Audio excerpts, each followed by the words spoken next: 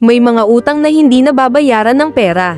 At may mga sikreto na kayang baligtarin ang buong buhay mo. Isa siyang milyonarya ngayon. May pangalan, may negosyo, may lahat. Pero isang araw, binalikan niya ang taong minsang nagsakripisyo ng lahat para sa kanya. Ang kuya niyang nagpaaral sa kanya. Akala niya, babayaran niya lang ng pera ang utang niya. Pero ang nalaman niya, hindi kayang tumbasan ng kahit ilang milyon. Pakinggan mo hanggang dulo. Dahil ang kwentong ito ay hindi lang tungkol sa tagumpay, kundi sa konsensya, sakripisyo, at isang katotohanang matagal nang itinago. Ang simula ng tagumpay. Si Andrea ay kilala ngayon bilang isang self-made millionaire. Sa edad na 32, may sarili na siyang kumpanya, bahay sa exclusive subdivision, at pangalan sa industriya ng real estate. Sa social media, puro success stories, awards, interviews, smiles. Pero sa likod ng lahat ng iyon, may isang pangalan na bihira niyang banggitin. Isang tao na hindi kailanman lumabas sa litrato ng tagumpay niya. Ang kuya niyang si Marco. Matagal na silang hindi nagkikita. Halos 10 taon. Hindi dahil may away, kundi dahil may mga bagay na mas madaling iwasan kesa harapin. Ang kuyang nagpaaral. Lumaki silang mahirap. Maaga namatay ang mga magulang. Si Marco, 18 taong gulang pa lang noon. Huminto na sa pag-aaral. Nagtrabaho sa construction sa umaga. Sa gabi, delivery rider. Lahat iyon para kay Andrea. Si Andrea ang matalino. Siya ang may pangarap. Siya ang may potensyal. Kaya ko to, sabi ni Marco noon. Mag-aral ka lang. At ginawa niya. Tuition, libro, baon. Minsan, kulang ang ulam, pero hindi kailanman kulang ang pangarap.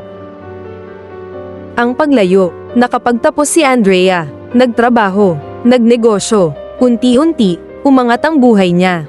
Si Marco, nanatili sa probinsya. Tahimik. Walang reklamo. May mga panahong nagpapadala si Andrea ng pera. Pero habang lumalaki ang mundo niya, mas lumiliit ang oras para sa nakaraan. Hanggang sa tuluyan na lang silang hindi nag-usap. Walang sama ng loob, pero may distansyang lumaki sa katahimikan.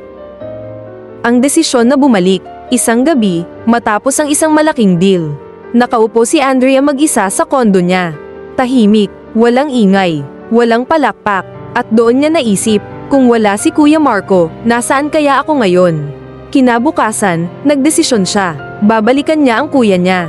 Hindi lang para magpasalamat, kundi para bayaran ang lahat ng sakripisyo. May dala siyang plano, may dala siyang pera, maraming pera. Ang pagbalik sa probinsya. Pagdating niya sa probinsya, parang huminto ang oras. Pareho pa rin ang daan. Pareho pa rin ang tindahan sa kanto. Pero ang bahay ni Marco, mas maliit, mas luma. Kumatok siya, at nang bumukas ang pinto, halos hindi niya nakilala ang kuya niya. Payat, may piles ang damit, may lungkot sa mata. Ngumiti pa rin si Marco. Andrea, ang laki mo na, sabi nito. At doon, may kumurot sa dibdib ni Andrea. Ang alok. Nag-usap sila buong gabi. Tawa, alaala, katahimikan. Hanggang sa inilabas ni Andrea ang sobre. May laman itong tseke. Sapat para baguhin ang buhay ni Marco. Kuya, para sa lahat, sabi niya. Matagal na nakatingin si Marco sa sobre. Hindi niya agad kinuha. Hindi ko ginawa yun para sa pera, sagot niya. Pero pinilit ni Andrea. Ito raw ang utang niya. Ito raw ang nararapat. Sa huli, tinanggap ni Marco. Pero may sinabi siya, bago ka umalis, may gusto akong ipakita. Ang lihim. Dinala ni Marco si Andrea sa likod ng bahay. May maliit na kwarto. Halos hindi ginagamit. Binuksan niya ang ilaw. At doon, nakita ni Andrea ang mga notebook. Mga luma, mga sulat kamay, mga resibo, mga listahan. Lahat, tungkol sa kanya. Mga tuition na hindi niya alam kung paano binayaran. Mga araw na hindi kumain si Marco para may baon siya. At isang papel na pinaka nakapagpabagsak ng tuhod ni Andrea. Medical record. Diagnosis, chronic kidney failure. Petsa, 10 taon na ang nakalipas. Ang katotohanan, tahimik si Andrea. Parang gumuho ang mundo niya. Kuya, bakit? Ngumiti lang si Marco. Kung sinabi ko, baka huminto ka sa pangarap mo, sagot niya. Kailangan niya ng dialysis noon. Pero pinili niyang ipagpaliban. Pinili niyang unahin si Andrea. At habang umaangat ang buhay ng kapatid niya, unti-unti namang bumababa ang kanya. Ang realisasyon, hindi makapagsalita si Andrea, lahat ng milyon, lahat ng tagumpay, parang walang saysay sa harap ng sakripisyong iyon. Hindi ito sapat, bulong niya habang hawak ang tseke. Hindi pera ang kailangan ni Marco. Hindi kailanman naging pera. Ang desisyon, kinabukasan, dinala ni Andrea si Marco sa Maynila. Best doctors, best hospitals. Hindi siya umalis sa tabi ng kuya niya.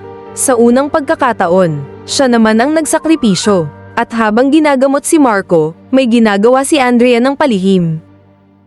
Ang baliktad na regalo. Pagkatapos ng ilang buwan, gumanda ang kalagayan ni Marco. Isang araw, dinala siya ni Andrea sa isang bagong bahay. Maluwang, tahimik, may tanawin ng bundok. Sa'yo to, sabi ni Andrea. May papeles, may titulo, pero higit sa lahat, may pangakong hindi na siya muling iiwan.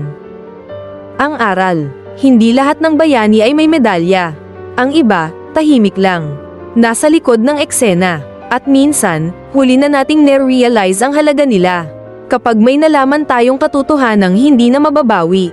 Kung may taong naniwala sa'yo noong wala ka pa, huwag mong hintaying maging milyonaryo ka bago bumalik. Dahil ang oras, hindi nabibili. Kung tinamaan ka ng kwentong ito, i-like mo ang video. Mag-comment ka kung may taong gusto mong pasalamatan habang may oras pa. At huwag kalimutang mag-subscribe dahil mas marami pa tayong kwentong may aral na pagsasaluhan.